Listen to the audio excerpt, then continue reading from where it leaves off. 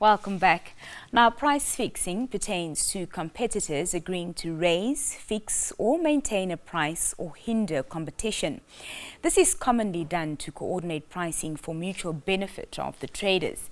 These processes are not new to the Namibian market and has recently come under the spotlight with the Namibian Competition Commission instituting legal action against numerous pharmacies found guilty of contravening the competition law by manipulating trading, subsequently influencing pricing.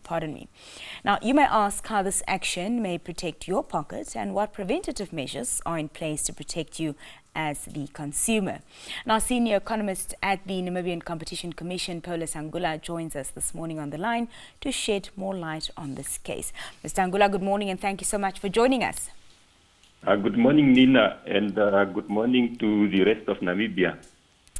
Now, first things first, Mr. Hangula, the Commission is lodging legal action against more than 170 pharmacies that have been found guilty of contravening the competition law. Please do give us context of what set this process in motion. Thank you. This is a process that resulted from an investigation the Competition Commission conducted against pharmacies in Namibia, as well as the Pharmaceutical Society of Namibia, which is the association that represents pharmacies. Now, the investigation started when the Commission in 2018 found that pharmacies in Namibia charge a uniform 50% markup on medicine. How the Commission became aware of this information is that at the time, some of the pharmacies in the Namibian economy were giving discounts to patients, especially those patients with chronic illnesses. Now, these pharmacies were, however, threatened with sanctions and instructed to stop offering discounts by the Pharmaceutical Society. Now, the reason for this action by the Pharmaceutical Society was apparently that these pharmacies were contravening some of the rules of the society. However, this led to some of the pharmacies to approach the Commission for an advisory opinion with regards to the interpretation of the Pharmaceutical Society rules. And this is when the Commission discovered what was happening. And I must say we took note of this with the utmost seriousness because as we all know, medicine is a critical product that the majority of Namibians, if not all, will at some point in their lives depend on for their well-being and wellness. Please share with us, Mr. Hangula, how and where these investigations were conducted. The investigation was conducted throughout Namibia because it involves pharmacies from all corners of Namibia. Now, in terms of how we conduct our investigations is that the Commission has a process that it follows, which is guided by Section 33 of the Competition Act. As soon as we discovered what was happening, an investigation was immediately initiated, and the pharmacies concerned were, as well as the Pharmaceutical Society, were all informed of the Commission's decision to start an investigation.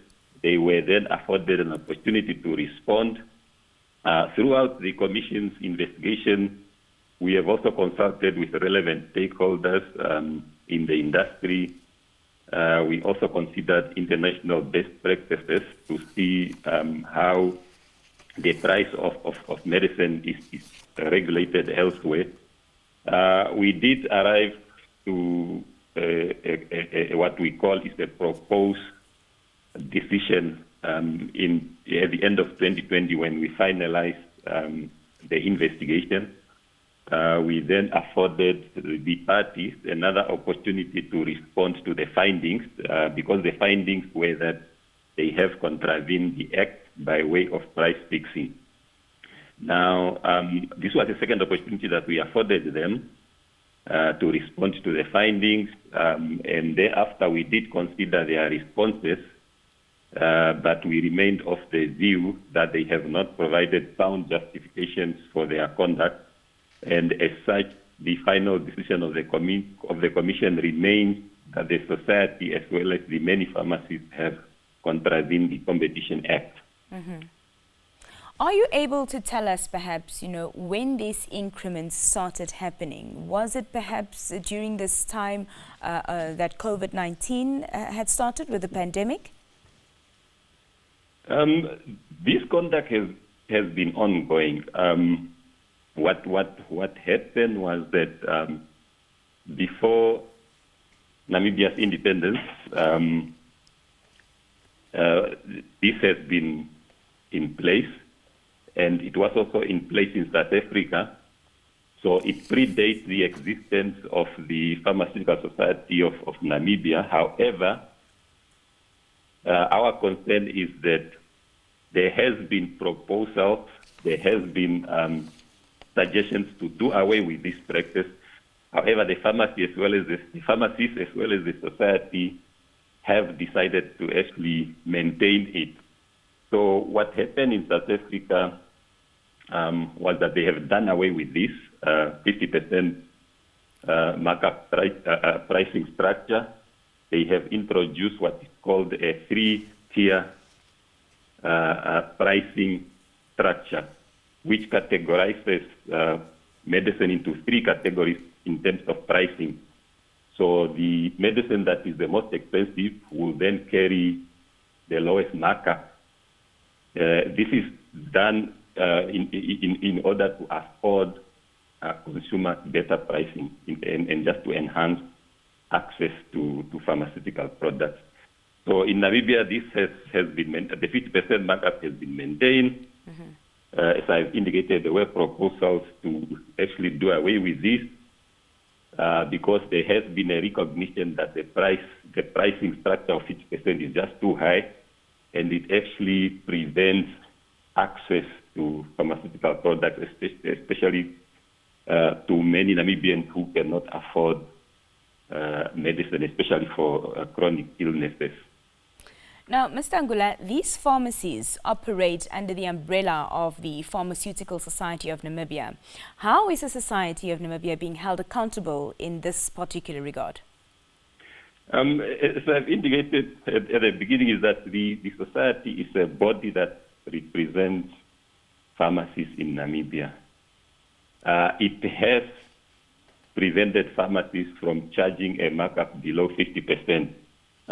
Some of the pharmacies, as I've said, they've tried to, and we believe they have recognized that the price of medicine is high, so they have tried to offer discounts to patients. But then these pharmacies were threatened with sanctions, and they were instructed by the Pharmaceutical Society to stop, and they were instructed to maintain charging a markup of 50%.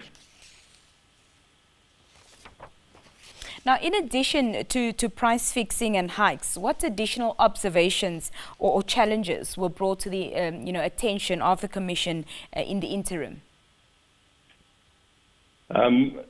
There has been a number of notable competition concerns brought before the Commission. Of recent, there were concerns raised with regards to the price of school uniforms as well as the COVID tests. Now, on this, the Commission is engaging relevant stakeholders to determine the cost of price of these high prices. We are also